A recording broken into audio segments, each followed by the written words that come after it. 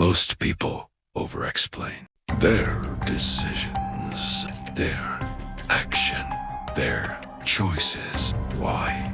Because they want to be understood. They want approval. They want validation. They want acceptance. And that is where they lose power. Because the moment you start explaining too much, you show doubt. You show uncertainty. You show that you need others to agree with you. And that need is weakness. Now, understand this. Powerful people don't rush to explain. They sigh, listen, they pause, they move on, because they know something most people don't. Not everyone deserves an explanation. Let that sink in. You don't owe the world your reasoning. You don't owe people your clarity. You don't owe them your energy. And once you accept this, everything changes. Now, think, why do people question you more when you explain too much? Because you open the door. You invite judgment. You invite doubt. You invite more question.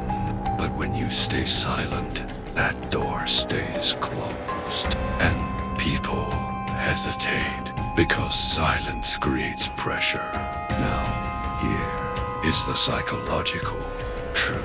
When you explain less, people assume more. And most of the time, they assume you are confident. They assume you know what you're doing. They assume you have reasons. They don't understand. That assumption works in your favor. Now, listen carefully. Explaining is not always bad, but over-explaining is dangerous because it comes from fear. Fear of being misunderstood. Fear of losing approval. Fear of conflict. Fear is visible even in your words, even in your tone. And people pick it up instantly. Now, here is the dark truth. The more you try to prove yourself, the less people believe you. Because proof-seeking behavior signals insecurity. But when you are calm, when you are short, when you are clear, people feel your confidence, even without words. Now think about powerful people. Do they explain everything? No, they give short answers. They stay composed. They don't defend every decision.